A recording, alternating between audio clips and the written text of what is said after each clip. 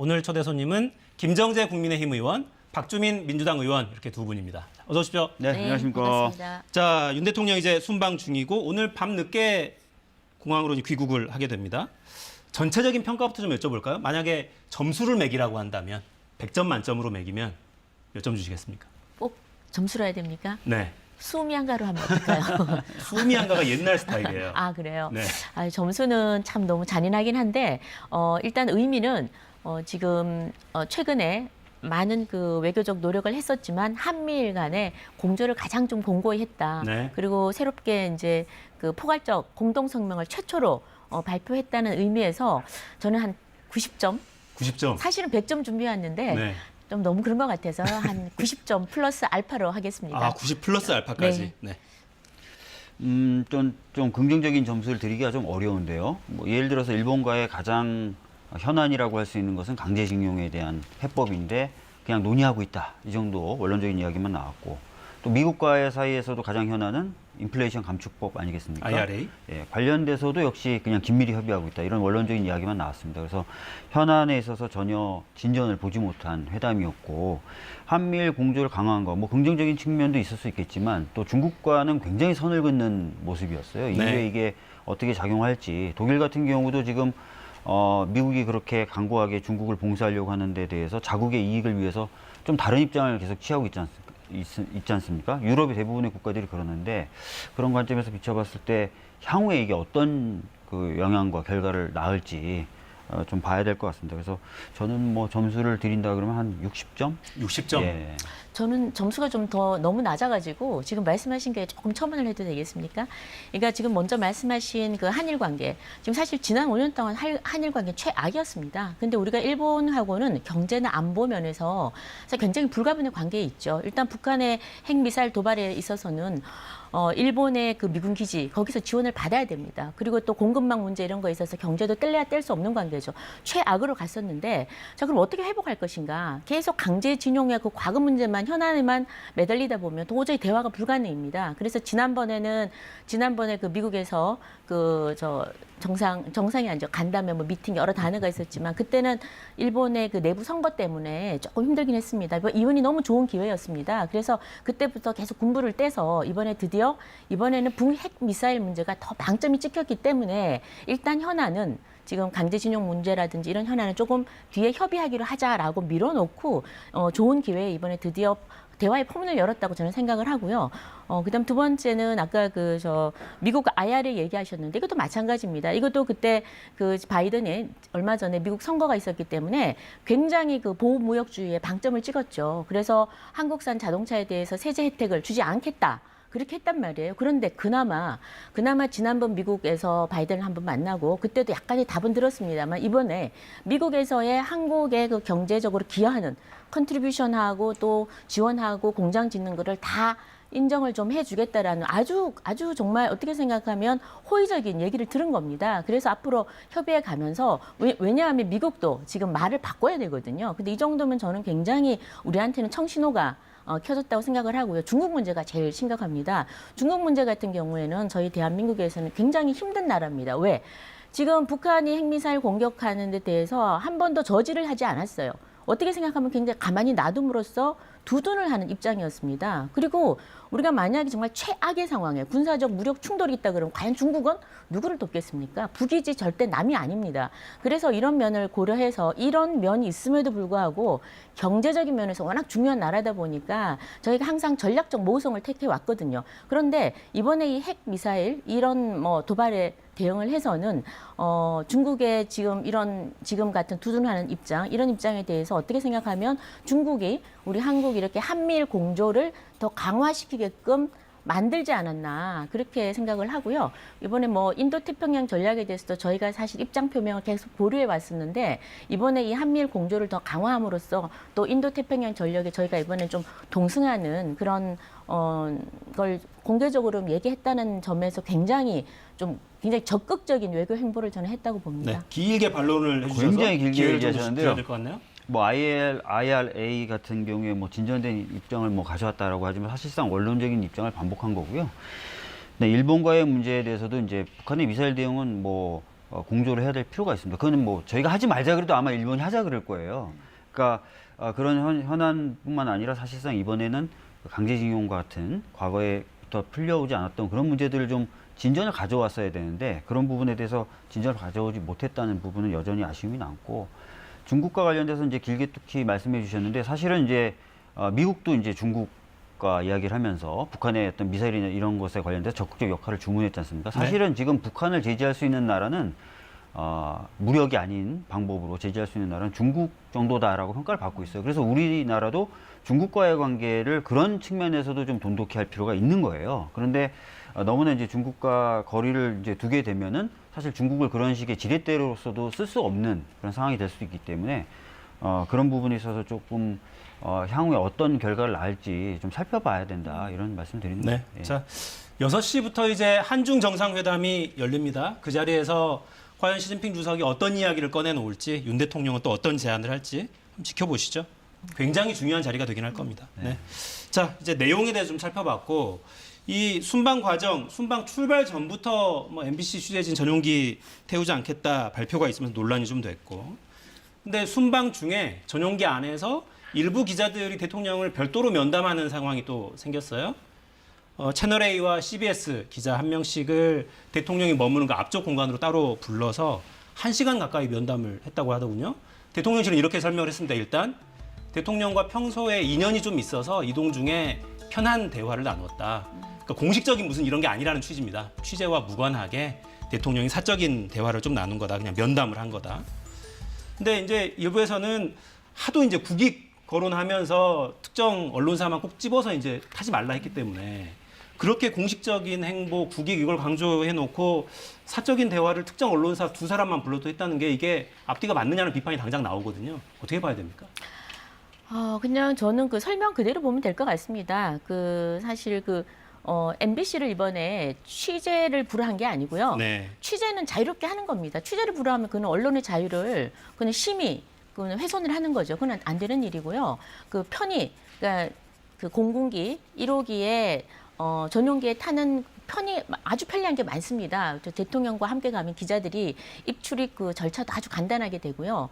그다음에 뭐 모든 게 아무튼 일사천리로 편합니다. 그런데 이제 아무래도 민항기를 이용하면 좀 불편할 수 있겠죠. 그런 편의를 제공하지 않겠다고 한 겁니다. 거기에서 뭐 이유는 또 그 이유 토론하자면 한참 기니까 이유는 뭐 생략하기로 하고 MBC 여태까지 편파 왜곡 방송에 대한 어떤 최소한의 대통령실의 그 입장 표명이라고 생각을 하고 그다음에는 오늘 이제 가다가 사적 대화라 그러는데 사실 뭐 몇 시간 동안 비행기 타고 가면은 그냥 이전에 알았던 아주 편히 좀 알았던 그런 기자들이라고 그래요. 그래서 그냥 대화를 좀 나눴던 그런 부분에 대해서 좀 문제 제기를 한 것 같은데 그 안에서 취재, 그러니까 예를 들면 공식적인 기사가 될 거리들 그런 얘기를 하지 않는 한은 다른 기자와의 형평성에 있어서는 큰 문제는 없다고 봅니다. 예. 매우 부적절하죠. 이거를 지금 방어하시려고 애를 많이 쓰시는데 뭐 MBC 같은 경우 이제 전용기에 태우지 않은 부분에 대해서 국내외 모든 언론사들이 비판하고 있습니다. 이건 방어가 안 되죠. 이거는 특정 언론을 배제하는 의미로 많은 언론들이 받아들이고 있고 그런 강력한 시그널로 작용하고 있습니다. 그리고 전용기에 탄다는 것이 무슨 단순한 편의 제공이라고 얘기하셨는데 그렇지 않죠. 이것도 이제 취재의 공간을 보장받는다 안 받는다 그런 기준으로 봐야 될 문제인 것 같고요. 그래서 매우 부적절하고 이동하는 비행기 안에서 이제 특정 언론사하고 1시간씩 이렇게 간담회했다. 사적인 대화인데 뭐 그렇게 서운하게 생각하냐. 매우 부적절하고요. 이 전용기라는 것은 공적인 자산이고 공적인 공간입니다. 그리고 순방이라는 공적인 어떤 업무를 수행하고 있는 상황이었어요. 특정 언론사를 불러서 간담회한다. 이거는 제가 봤을 때는 다른 언론사에 대한 차별이죠. 이것도 역시 강력한 시그널을 작용할 겁니다. 나와 친하면 여러 기회를 제공해주고 나와 친하지 않거나 나를 비판하면 기회는 없다. 이런 시그널이 될 텐데 매우 부적절합니다. 예. 그런 뜻은 아닐 거라고 믿고 싶고요. 네. 아니겠죠. 네, 대통령이 아니죠. 설마 네. 공적 자원을 그렇게 운용하지는 않을 거라고 보고요. 네. 다만 한국기자협회와 전국 언론노조는 성명 발표하고 김대기 실장, 김은혜 수석 직권남용 혐의로 경찰에 고발했습니다. 이유는 저런 이유입니다. 네. 공공재를 이용하고 공적인 공간을 활용해서 취재할 권리를 박탈했다. 이런 내용으로 직권을 남용했다는 혐의로 일단 경찰에 고발해둔 상태입니다. 근데 이제 만약에 순방 출발하기 전날 밤에 야 MBC 너넨 타지 마 이렇게만 안 했으면 이것도 이렇게 문제 제기를 할까 싶어요 사실은. 그러니까 정상 이 외교 과정은 사실상 매우 유동적이고 단독 회담도 아니고 다자 정상회의 과정에서는 일정이 굉장히 꼬이기 때문에 오늘 한중 정상회담도 6시부터 시작을 못할 가능성도 있습니다, 여러분. 시간이 계속 지금 좀 지연되고 있다는 소식이에요. 그래서 기자단이 공동 취재단을 꾸려서 이제 순방 동행 취재단이 있지만 동행 취재단만 해도 숫자가 많기 때문에 그 중에도 또 대표로 뽑아서 이제 취재단을 꾸립니다. 그래서 이른바 풀 취재라고 이제 언론에서는 이야기하는데 그런 기회도 제공하지 않는 사례들이 생겨요. 한미 한일 정상회담 가장 관심이 많았는데 이게 이제 일단 기자들은 지켜보지 못하는 상태로 진행이 됐고 사후에 대통령실에서는 자료만 제공했습니다. 그럴 수도 있어요, 사실. 그런 적이 있었으니까 뭐 처음 있는 일도 아니고. 근데 이런 과정이 앞에 있었으니까 이것도 이제 문제 제기가 되는 거 아니에요. 이거 봐라, 이거 못 보게 하려고 그러는 거 아니냐. 전에 지난번 순방 때 비속어 발언 모두가 비속어로 알아들었는데 또 아니시라고 하니까 또 그 내용은 길게 하지 말고요. 하여튼 그때부터 시작된 논란이 계속 지금까지 오면서 이게 계속 반복되니까. 그러니까 지금 저는 이렇게 생각합니다. 지난 문재인 정권 5년 동안 우리 국민들이 아마 대부분이 이거 수긍을 하실 텐데 언론이 너무나 한쪽으로 기울어져 있었어요. 저도 뭐 그렇게 편향적 시각을 가진 사람은 아닌데 그럼에도 불구하고 너무 한쪽을 심하게 때리는 거죠. 지금 사실 대통령 영부인께서는 김건희 여사는 아마 숨 쉬는 거 빼고는 다 두들겨 맞을 거예요. 얼굴 보이면 보인다고 때리고 안 보이면 안 보인다고 때리고 마찬가지로 지금 대통령께서는 그런 거죠. 사실 지난번에 비속어 논란이라고 하지만 그냥 아주 가볍게 한 얘기를 이걸 대서특필하면서 그것도 특히나 MBC가 그리고 MBC가 보도하기 전에 박홍건 대표가 먼저 하고 그러니까 계속 의심을 쌓게 하는 겁니다. 그리고 사실 MBC가 지난번 가짜 자막 뉴스라고 저희는 표현을 하는데요. 그거 이외에도 뭐가 더 나빴었냐면 그 말한 비속어를 영어로 fuck words로 해가지고 백악관에 야 이렇게 우리 대통령이 얘기했는데 니는 어떻게 생각하니라고 물었던 거예요. 이건 정말 있을 수 대한민국의 언론이라고 할 수가 없는 겁니다. 그리고 영부인이 목소리 대역을 하면서도 공지를 하지 않았어요. 그런데 시정을 해달라고 요구를 했습니다. 그럼에도 불구하고 시정을 해주지 않았어요. 자, 그러면 이런 편파 왜곡 보도에 대해서 그냥 계속 침묵할 것인가? 그래. 언론은 항상 갑이니까 우린 무조건 참는다. 이것도 한계가 있다는 거죠. 그래서 DJ 대통령께서도 예전에 청와대 출입 금지시킨 그런 때도 있었고요. 심지어는 노무현 대통령 얼마나 저희가 굉장히 격정적인 대통령이고 수평 구조를 굉장히 중요시 여기는 그런 대통령이셨어요. 그랬음에도 불구하고 그냥 기자실에 데모질을 했거든요. 그러니까 사실 뭐 지금 언론에 종사하시지만 이 정치인들이 계속 편파 왜곡 보도에 당하면은 정말 이거는 이렇게 넘어가서는 안 되겠다는 생각을 한 번씩 합니다. 그래서 저는 이번에 그런 최소한의 조치가 아니었나 싶고 지금 앵커께서 말씀하신 대로 그러다 보니 이제는 걸리면 죽는다예요. 뭐든지 요만한 거 하나만 있으면 다 그냥 문제시 삼는데 이번에 사실 양국 정상회담 같은 경우에는 혼자서 그렇게 풀 취재단 못 오게 하는 게 아니죠. 이제 전속 취재라 그러죠. 전속 취재를 하겠다 그러는데 양자 회담에서 한 국가가 그렇게 할 수 없는 겁니다. 서로가 협의를 해서 어떤 형식이나 그다음에 시간 이런 모든 걸 아주 디테일하게 다 정합니다. 그래서 기자들은 누가 들을 것이며 어떤 방식으로 들을 것이다 다 정하는데 한일 회담하고 한미 정상회담은 취재 전속 보도를 하기로 한 거죠. 그러니까 대통령실이 들어가서 하고 난 다음에 나중에 알려주는 방식을 택했고요. 그리고 더 중요한 게 한미일 정상회의였습니다. 그때는 다 생중계했습니다. 네. 모두 발언 다 생중계했고요. 정말 막을 아무것도 취재 안 돼 그러면 더 중요한 걸 막았어야 됐죠. 그러나 양자 회담할 때는 무슨 사유에서인지 모르겠지만 양 국가가 그렇게 협의를 해서 했다는 건데 너무 그렇게 의심의 눈초리로 보기 시작하면 아무것도 못 하겠죠. 네, 일단은 MBC의 지난 보도에 대해서 문제 제기를 굉장히 길게 해주셨는데요. 그렇게 말씀하시면서 이렇게 얘기하셨어요. 대한민국의 언론이 어떻게 그럴 수 있냐라고 말씀하셨는데 대한민국의 언론이니까 그렇게 하는 거죠. 대통령의 발언이라도 문제 있다면 취재할 수 있고 보도할 수 있다. 그게 대한민국의 언론이고 또 언론이어야 되는 거 아닙니까? 그래서 그런 부분에 대해서 대한민국의 언론이 아닌 것 같다. 이렇게 말씀하시는 건 좀 제가 봤을 땐 지나친 말씀이신 것 같고요. 아까 진행자께서도 말씀하셨는데 이게 비속어 논란 MBC만 보도했습니까? 아니잖아요. 제가 알기로는 KBS도 보도했고 SBS도 앵커가 이런 말을 할 정도였어요. 우리도 보도했는데 왜 우리는 문제제기 안 하냐. 우리도 확인하고 다 보도했다. 그러니까 이제 MBC에 대한 문제제기나 이 부분을 저희들이 적정하다 또는 합리적이다라고 보기 어려운 거예요. 그리고 계속해서 이런 얘기가 있으면 전 정부 탓하시기도 하고 심지어 10년 전, 20년 전 사례를 들고 와서 방어를 하세요. 언제까지 과거만 바라보실 겁니까? 앞으로 나가야죠. 달라져야죠. 그러니까 이런 부분도 좀 이제 좀 전 정권, 10년 전, 20년 전 얘기하시는 건 좀 그만하셨으면 좋겠고, 그 다음에, 이번에 이제 전속 보도를 한 것에 대해서 아까 말씀하신 것처럼 앞에 무수한 논란이 있다 보니까 자꾸 의심하게 되는 거예요. 오히려 이제 의심할 그런 빌미를 제공해놓고 의심하는 사람을 또 탓하고 이렇게 하지 마시고 의심할 빌미를 좀 안 만드시는 방향으로 노력을 하시는 게 저는 맞다고 생각합니다. 네. 그러니까 중립적인 정치 세력을 대표해서 나오셨으니까 그렇게 주장들을 하실 수 있는데 가운데 있는 언론 입장에서는 좀 안타까워요, 사실. 얼마나 중요한 논의들을 하러 가시는 겁니까, 정상이 나가서? 정상 외교라는 게. 근데 출발도 하기 전에 논란이 벌어져서 계속 유사한 걸로 꼬리를 물면서 이게 지금도 저희가 이 내용으로 상당히 긴 시간을 네. 할애를 하는 게 좀 안타깝습니다, 사실. 네. 자, 어제 장경태 민주당 최고위원이 빈곤 포르노라는 표현을 좀 썼죠. 영부인 김건희 여사가 그 심장병 앓는 그 환자 집을 방문해서 안고 사진 찍고 이러는 이제 일정을 소화한 거, 그거에 대한 비판하는 과정에서 빈곤 포르노라는 용어를 사용했고, 주호영 원내대표가 인격 모독적이고 반여성적이다. 성인지 감수성에 대해서 심각한 의문을 제기한다라고 비판하면서 윤리 제소 검토하겠다 이렇게까지 발언했어요. 그래야 되는 사안이라고 보십니까, 의원님께서도? 저는 제1야당 지금 최고위원이거든요. 네. 단순히 초선 의원이 아니고 그것도 공식적인 회의석상에서 얘기를 했습니다. 이거를 빈곤 포르노를 한다? 아니 저희가 캄보디아에 거기 한국인이 2007년인가 가서 거기서 병원 무료 진료소를 캄보디아인들을 위해서 지었습니다. 그렇게 굉장히 지금 커져서 거기에 지금 방문을 한 거예요.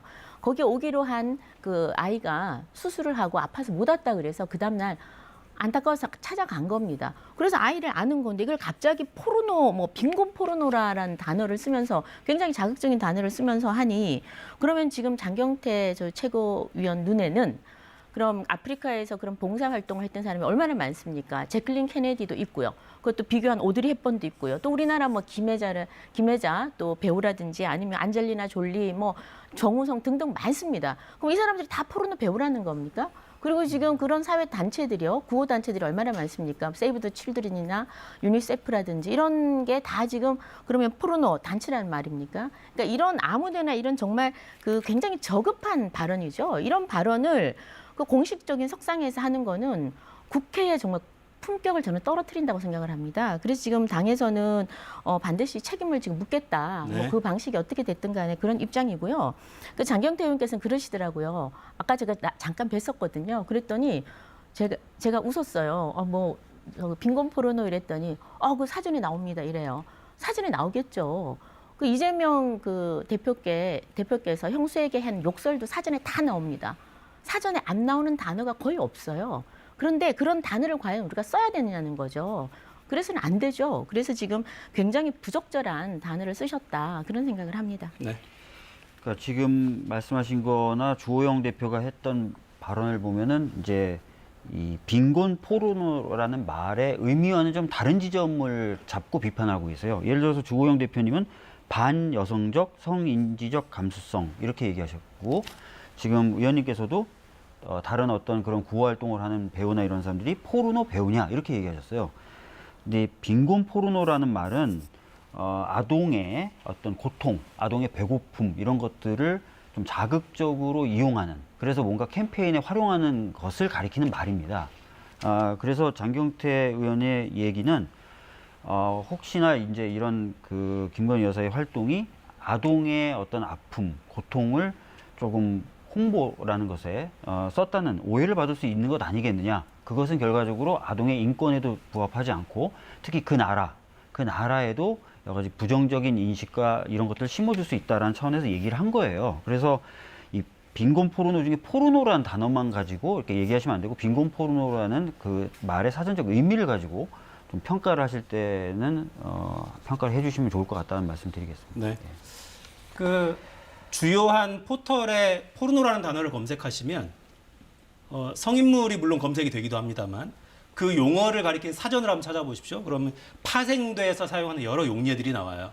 그 외에 TV에서 계속 음식 먹어대는 그런 방송들이 있죠. 그런 것들은 푸드 포르노라고도 하기도 합니다. 그러니까 그런 식으로 용어를 사용한 거다라는 이제 네, 말씀이시고 맞습니다. 그렇더라도 적절하지 않았다. 네. 네. 그런 주장이십니다. 그리고 이거 아까 그 사전적 의미가 사실은 이런 그 빈곤한 아이들을 이용해서 모금을 유도하는 그런 영상이나 사진을 얘기하거든요. 그럼 김건희 여사께서 이 아이를 이용해 가지고 뭔가 악의적인 일을 하려고 했느냐? 그거 아니거든요. 그 뻔히 너무나 명백히 알면서도 이런 단어를 쓴다는 거는 정말 국회의원의 같은 국회의원으로서 이런 단어 사용할 때는 정말 좀 자제를 해야 됩니다. 그러니까 핵심은 이제 네. 뭔가 아이들의 고통이나 아픔 명에서 뭔가 모금한다 이런 뒤쪽에 있는 게 아니라요. 아이들의 아픔이나 이것들을 좀 선정적으로 좀 드러내는 것, 자극적으로 좀 드러내는 부분이 이제 문제가 되는 포르노에 거거든요. 방점이 찍혀 있는 겁니까? 그래서 빈곤 포르노라는 단어의 포르노의 방점이 반점이- 거기 찍혀 있는 거라서요. 네. 예. 특정한 어떤 감각을 자극한다는 취지로 쓰는 맞습니다. 겁니다. 예. 땡땡 포르노라는 용어는 특정한 어떤 감각을 자극한다. 그냥 우리가 일반적으로 이야기하는 성인물, 그 포르노는 성욕을 자극한다는 거고요. 땡땡 포르노, 푸드 포르노는 사람들의 어떤 식욕을 아주 공급감, 원색적으로 식욕 이런 것들을 자극하는 자극한다. 이런 취지예요. 판단은 시청자 여러분들께 맡겨드리겠습니다. 자, 주제를 좀 바꾸죠. 인터넷 매체에서 이태원 참사 희생자 155명의 명단을 공개했습니다. 정치권 반응 보고 이어가겠습니다.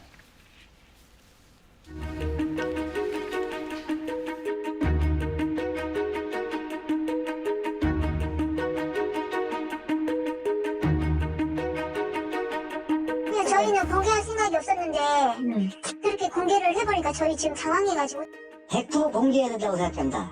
더 편하게 잠이 들 수 있을 것 같아요. 우리 딸아이도 그걸 원한다고 생각을 하고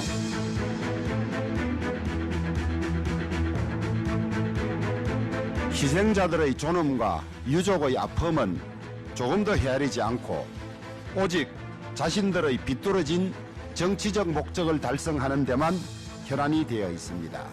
인간의 얼굴을 한 야만이라는 말조차 그들에게는 너무 관대합니다.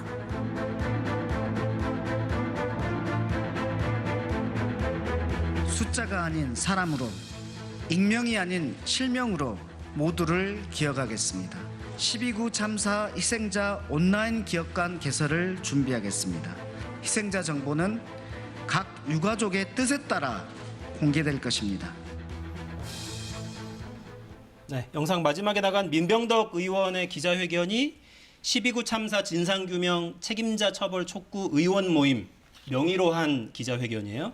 민주당 의원과 일부 무소속 의원들이 참여했고 네. 박주민 의원도 참여하셨죠? 네, 거기 이름 올리고 있습니다. 예. 그러니까 여기서 지금 그 기자회견 과정에서 보면 온라인 기업관이라는 표현도 나오고 그러니까 희생자 정보를 좀 공개하겠다 이런 취지로 보이는데요. 가족분들이 원하실 경우에 동의를 예, 전제로 해서. 가족분들이 원하시고 이게 이제 뭔가 시민들에 의해서 기억되고 싶으신 분들의 경우에는 온라인 공간을 이용해서 그런 도움을 드리겠다라는 말씀을 드리는 겁니다. 네. 예, 가족분들의 동의 없이 뭐 공개하겠다는 건 전혀 아니고요.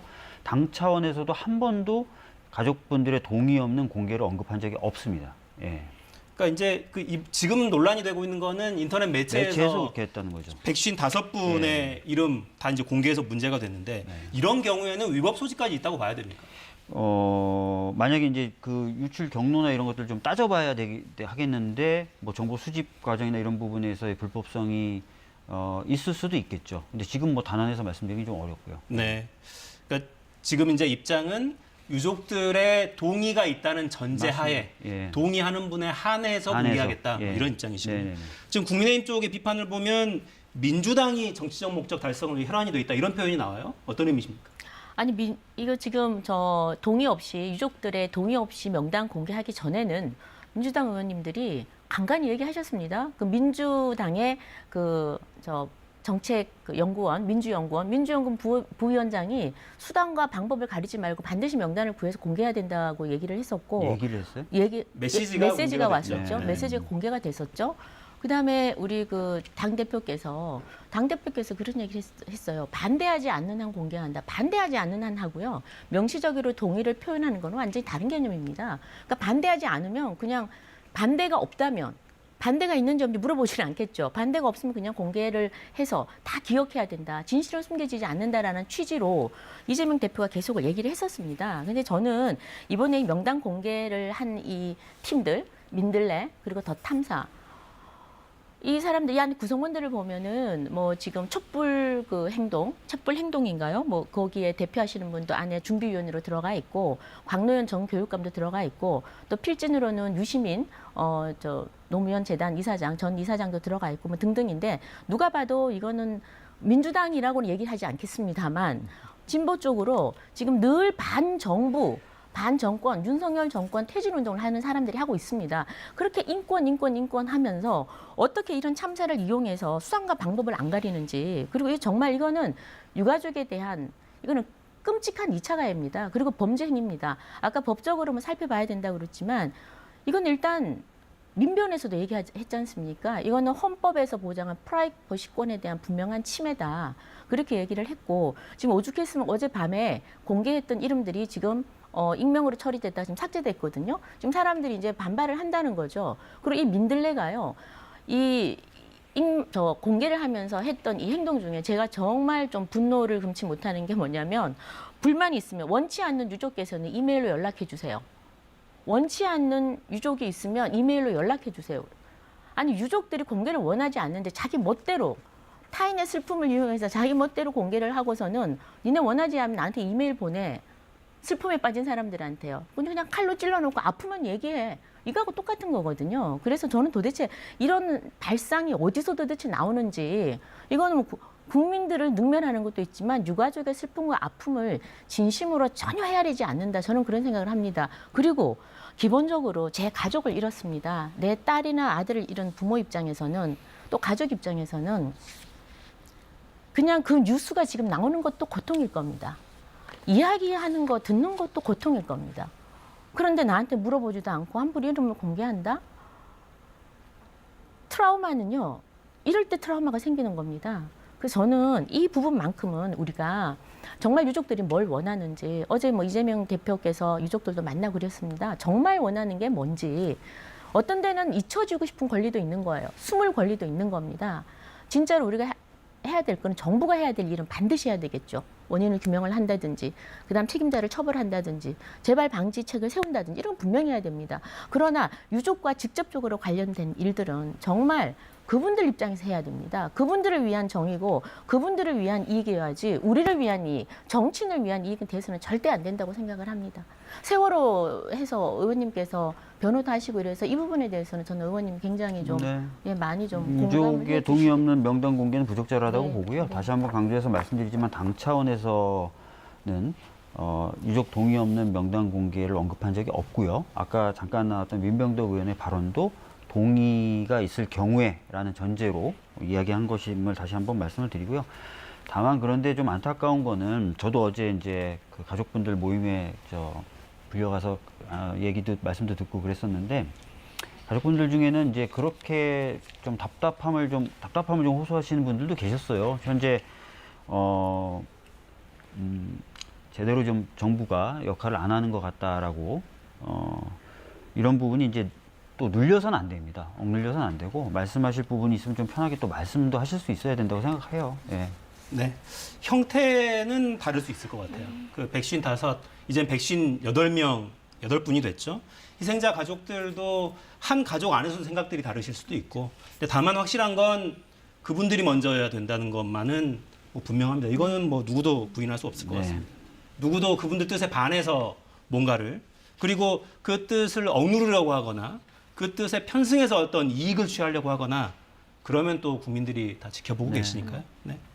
자, 주제를 좀 바꾸죠. 민주당과 정의당 그리고 기본소득당 원내대표들이 오늘 국회의장 찾아갔습니다. 어떤 이야기 했는지 영상 보시겠습니다. 당연히 양자 택일의 문제가 아니라 동시적으로 해서 오히려 강제 수사에 도움이 되는 것이 국정조사이다. 국정조사에 같이 들어와서 협의 테이블에 앉지 않고 바깥에서 그렇게 하는 것은 대단히 무책임하다. 네. 자, 야당들은 일관되게 국정조사 신속하게 하자라는 게 이제 주장이고, 여당 쪽은 원칙적으로 반대하지 않지만 지금은 아니다라는 입장인 것 같더라고요. 근데 아니 우려는 없습니까? 이게 국민적인 슬픔이 있고 진실을 규명하는 데 필요하다면 어떤 수단이든 동원해야 되지 않냐라는 여론이 있는 것도 사실이거든요. 당연하죠. 네. 국정조사. 모든 수단을 동원해야죠. 그러나 지금 가장 효과적인 수단을부터 해야죠. 가장 효과적인 것부터. 예를 들어서 사건 사고가 났습니다. 지금 큰 참사죠. 당연히 CCTV 압수해야 되겠죠. 그다음에 그때 제대로 무선 통신을 어떤 걸 했는지, 그리고 시민들이 어떤 신고를 했는지 모든 관련된 내용들 압수수색부터 해야 됩니다. 압수수색하고 신병 확보해야 되겠죠. 사람들 도망 못 가게. 그다음에 구속영장을 만약에 뭐 압수수색 영장뿐만 아니라 체포영장을 발부해야 된다면 해야 되겠죠. 자, 이런 걸 할 수 있는 수사 방법이 뭐냐는 거죠. 지금 현재 법상으로는 검수완박 때문에 검찰이 못합니다. 경찰이 할 수밖에 없습니다. 그래서 지금 경찰 특수본에서 하거든요. 그러니까 지금 주민들이 이번 희생자들이나 유족들이 원하시는 거는 나의 아픔은 사적으로 나의 아픔이지만 공적으로 적어도 원인을 밝혀야 된다 이거거든요. 원인을 밝히기 위해서는 첫 번째는 진상조 사실 규명입니다. 그러기 위해서는 지금 경찰이 이거는 뭐 경찰이 조사 왜 하느냐 그러는데 이거는 민주당이 검수완박법 때문에 검찰이 할 수가 없어요. 불가능합니다. 그래서 경찰이 할 수밖에 없는 거고 경찰이 이렇게 초동 수사를 신속하게 먼저 해야 됩니다. 그리고 경찰이 할 수 있는 거는 지금 강제성이 있다라는 겁니다. 그래서 경찰이 하고 그다음에 미진할 경우는 바로 검찰에서 보안 수사를 할 수 있습니다. 보안 수사를 하고 저희가 그런 지금 신속하게 하고 하면서 저희가 이 상황을 봐서 국조가 필요하다면 할 수는 있는 겁니다. 그러나 지금 바로 국조를 하게 되면은요. 아니 하던 수사가 국조로 간다. 나머지 다 흐지부지해지는 겁니다. 그다음 자 그럼 국조에서는 뭘 할 수 있느냐? 국정조사는 일단 국정조사를 뭐 24일 날 지금 국회의장이 뭐 일방적으로 올리겠다 어쩐다 저쩐다 하지만 안에 구성하고요. 뭐 하면은 시간이 또 계속 흘러갑니다. 그다음에 실질적으로 할 수 있는 거 강제적인 그 강제성이 전혀 없습니다. 그게 가장 큰 건데요. 압수수색도 할 수 없고요. 또 구속 뭐 수사도 할 수 없고 증인을 부르면 증인 아주 쉽게 예를 들어 봅시다. 용산서장이라든지 뭐 관련자들, 용산구청장 이런 분들도 지금 나 조사받기 때문에 류미진 과장 이런 분들도 나 못 나가겠어. 그럼 강제로 나오게 할 수가 없습니다. 고작 강제로 나오게 할 수 있는 게 또다시 국무총리, 무슨 뭐 행안부 장관 이 정도입니다. 경찰청장 이미 행안위에서도 하고 지금 예결위에서도 계속 집중 질의를 하고 있습니다. 네. 그래서 저는 필요하다면 뭐든지 다 해야 됩니다. 그러나 지금 이 시기를 놓치면 안 된다는 거죠. 그래서 그다음에 국조가 정치인들 여야 앉혀놓으면은요. 저희 포항에 지진 일어나서 특유대복 다 해봤습니다. 정치인들 앉혀놓으면은요. 저밖에 사실은 절박한 사람이 없어요. 나머지는 다 입으로만 합니다. 입으로만 하고 서로 정쟁만 해요. 네. 그럼 남는 거는 무책임인 거예요. 그래서 저희는 안 하겠다는 게 아니라 경찰 특수본에서 철저하게 지금 하고요. 지금 7명이나 입건됐지 않습니까? 그다음 검찰, 그다음 국조도 한다면은 충분히 여기와 병행해서 할 수도 있습니다. 그러나 지금은 지금은 아니라는 겁니다. 네. 수사기관의 강제 수사가 현 단계에서는 가장 효율적이다라는 말씀이세요? 일단은 검찰이 못한다. 사실과 다르고요. 지금 경찰이 수사하는 게 다 업무상 과실치사상이나 또는 직무유기 이런 거잖아요. 경찰에. 다 할 수 있습니다. 검찰이. 한번 확인해 보시고요. 너무 틀린 말씀을 많이 하셔가지고. 자, 두 번째는 국정조사 하면 지연된다. 그래서 수사가 먼저다. 과거에 국민의힘 쪽에서 수사와 국정조사 병행을 주장했던 사례들이 있습니다. 그것도 한번 확인해 보시고요. 그 다음에 국정조사는 굉장히 늦다. 국정조사 빨리 합의해 주셔서 빨리 시작하게 하면 지연을 늦출 수 있죠. 근데 계속 합의를 안 해주시면서 시간을 끄시는 분들이 이런 얘기 하시면 이건 말이 안 된다고 생각하고요. 국정조사 성과 없다. 성과낸 국정조사들 많죠. 산풍 같은 경우 있었습니다. 그리고 가습기 같은 경우도 있었고. 그래서 성과가 없다. 이거는 어떻게 하느냐에 다른 거예요. 주로 이제 어떤 정부의 책임을 안 지우려 하는 여당이 정쟁으로 많이 몰고 가죠. 지금까지 국정조사를 하는 거 보면. 안 그렇게 하시면 돼요. 그럼 성과도 많이 내면서 수사가 담지 못하는 그런 내용들도 담아가면서 여러 가지 점검해 가면서 국정조사 이루어질 수 있습니다. 그래서 국정조사 빨리 합의해 주시고 하면 되고 수사는 수사대로 진행되면 되고요.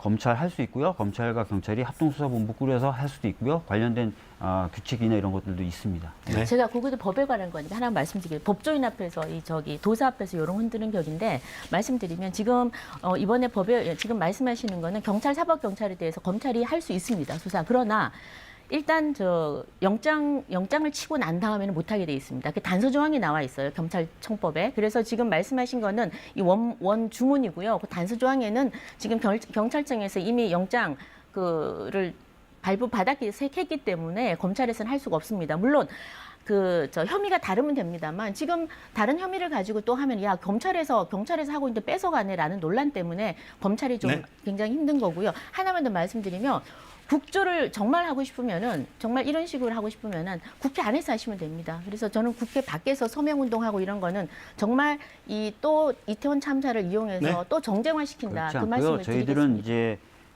현재 지금 경찰의 수사나 또 검찰이 수사한다고 해도 저희는 사실 믿기가 어렵습니다. 왜냐하면 이 정부의 핵심이 검찰들인데 검찰이 그럼 정권에 뭔가 피해가 갈 만한 내용들이 있다면 그걸 제대로 수사하겠습니까? 저는 그렇지 않고요. 검찰의 정치적 중립성을 믿을 수가 없고요. 지금 단계에서는. 그렇기 때문에 저희들은 강제 수사가 이루어지더라도 특검이나 이런 정치적으로 중립성이 보장되는 기구가 해야 된다는 거예요. 근데 특검은 아시다시피 현재 국회 구조에서 저희가 다수 의석을 가지고 있다고 해서 되기가 어려워요. 그러니까 국민적인 여론의 지지가 필요합니다. 그래서 저희들이 서명운동을 하고 있다는 거 말씀드립니다. 네. 서명운동은 3일 만에 30만 명 넘게 네, 맞습니다. 받았다고 하더군요. 네. 네. 국민 여론이 어디로 흘러갈지 좀 봐야겠습니다. 박주민, 김정재 의원이었습니다. 두 분 감사합니다. 네. 감사합니다.